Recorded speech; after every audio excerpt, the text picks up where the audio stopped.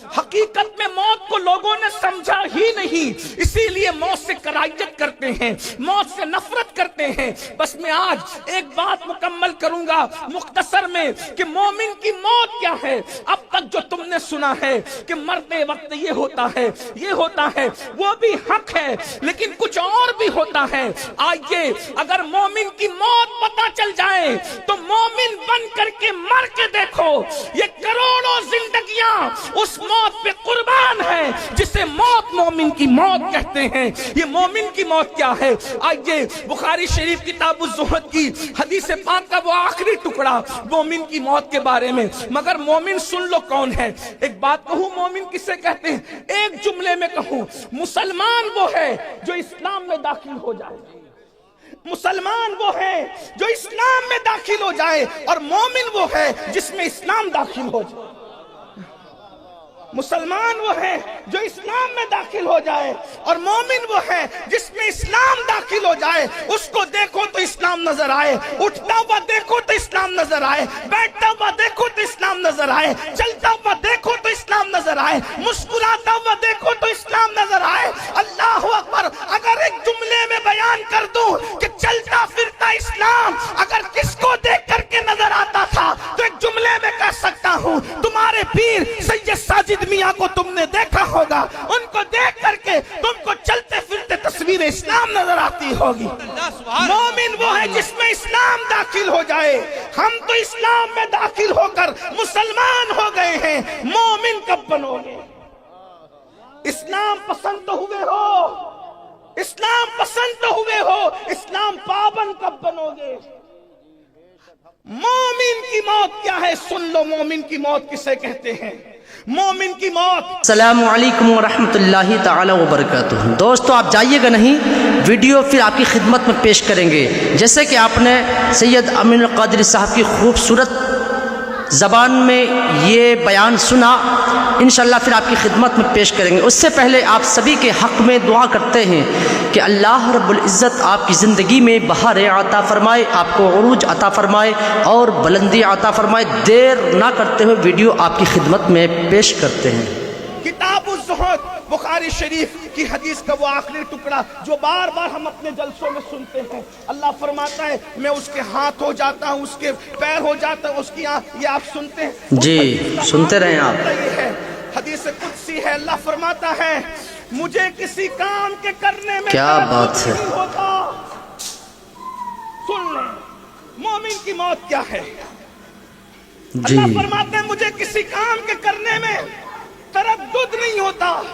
تردد کسے کہتے ہیں؟ میں اس کو اللہ کے لیے ابھی بیان نہیں کر رہا ہوں، لیکن ہم اپنی زبان میں تردد کہتے ہیں، ملانے کے لیے۔ ماشاءاللہ ماشاءاللہ، کیا بات ہے۔ تردد کسے کہتے ہیں؟ آپ کہہ رہے تھے جی بہت ہے، تردد ہو رہا ہے کہ جلسے میں جائیں یا نہ جائیں۔ سفر لمبا ہے، کیا بات لمبا ہے کہ چہلم شریف میں شرکت کریں یا نہ کریں۔ محفل ٹھنڈی ہو گئی ہے، سلیم میاں کو تردد ہو رہا ہے امین القادری کو مائک دے یا نہ دے۔ جی یعنی کسی کام کے کرنے کیا یا بات نہ ہے۔ کرنے کی کیفیت کو تردد کہتے ہیں۔ اس انسان فیصلہ نہ کر سکے، لیکن ہم اللہ کے لیے یہ نہیں کہتے، کیونکہ ہمارا پورا مسلک بھی ادب ہے اور پورا مذہب بھی ادب ہے۔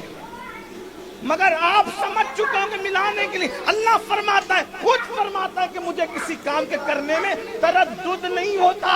اگر اس کو سمجھانے کے لیے کہیں تو یہ کہہ سکتے ہیں وہ رات کو دن میں بدل دیتا ہے، تردد نہیں ہوتا۔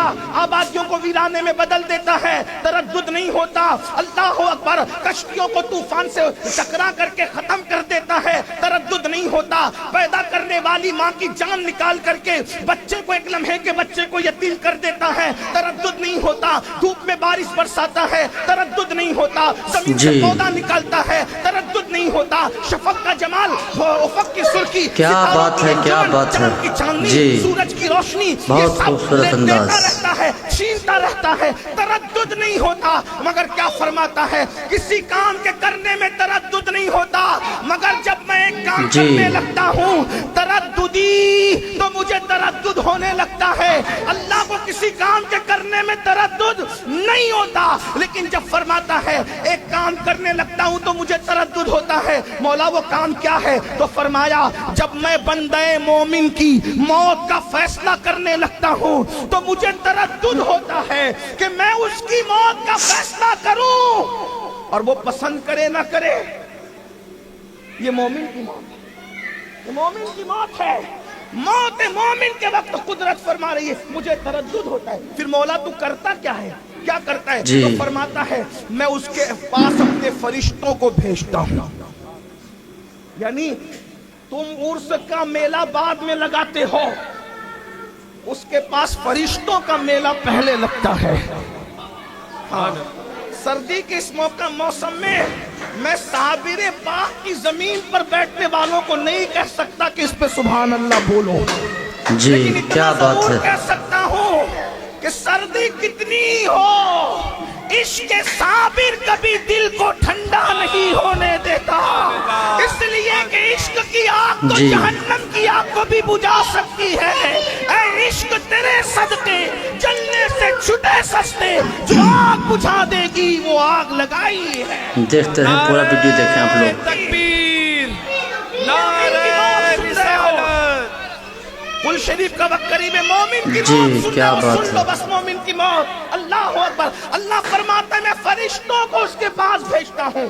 اس مضمون کو قرآن یوں بیان کرتا ہے، حضرت مجاہد اس کی تفسیر میں بیان کر رہے کہ یہ مضمون کیا ہے۔ قرآن کہتا ہے ان الذین قالوا ربنا اللہ ثم استقاموا تتنزل علیہم الملائکہ الا تخافوا ولا تحزنوا وابشروا بالجنة التي کنتم توعدون۔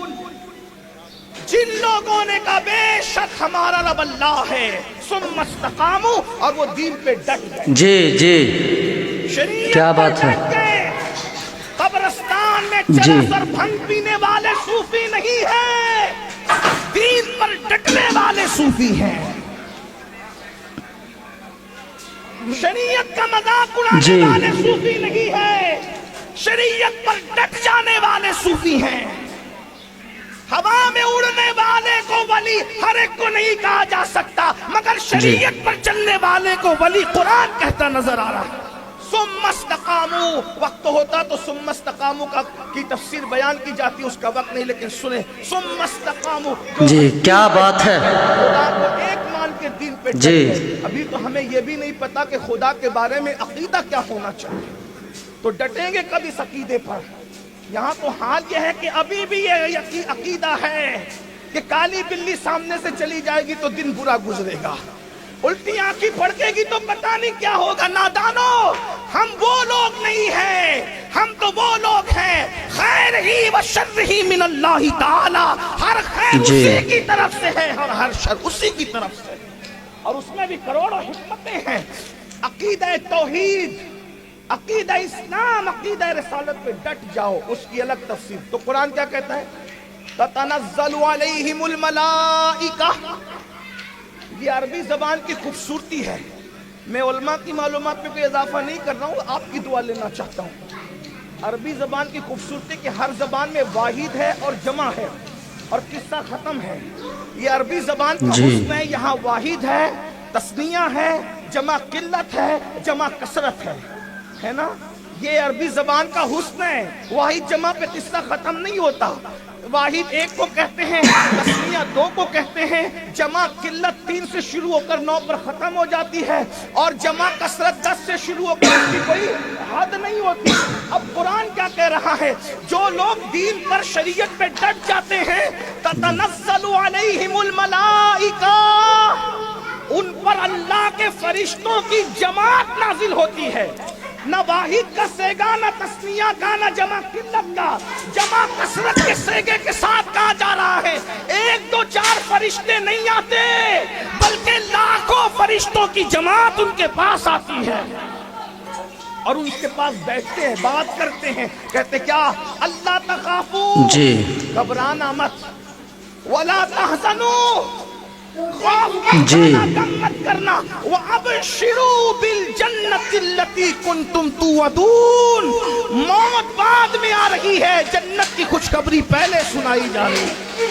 जन्नत का मुद्दा सुनाया जा रहा है, फरिश्ते बताते हैं ये नेमत है, ये नेमत जी। है, ये नेमत है, ये नेमत है, जन्नत की ये नेमत है, ये नेमत है, ये नेमत है। तो वो बंदा मोमिन अल्लाह वाला कहता है फरिश्तों ये दीदार वहां होगा, यारों से मुलाकात होगी, प्यारों से मुलाकात होगी, रसूल जी। से मुलाकात होगी, जो भी फरिश्ते बताते हैं। तो वो मोमिन बंदे का क्या कहता है, फरिश्तों ये मिलेगा कब? तो फरिश्ते कहते हैं जब तक मरोगे नहीं, रूह नहीं निकलेगी जिस्म के पिंजरे से, तब तक के ये नेमतें नसीब नहीं होना। तो वो अल्लाह वाला खुद कहता है फरिश्तों फिर देर किस बात की है, जरा जल्दी करो ना, हम भी दुनिया से जाने के लिए तैयार है।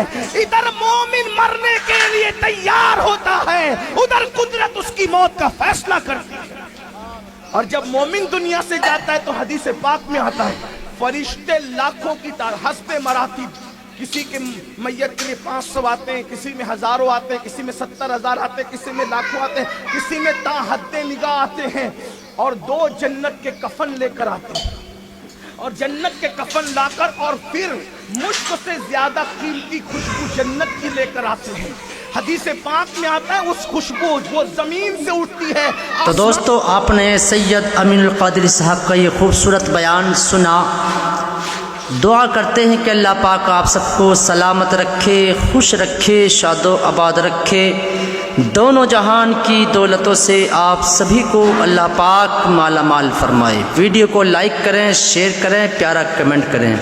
यूट्यूब चैनल पर देख रहे हैं तो चैनल को सब्सक्राइब करें और बेल आइकन ज़रूर दबाइए, और फेसबुक पेज पर देख रहे हैं तो पेज को फॉलो ज़रूर कीजिएगा।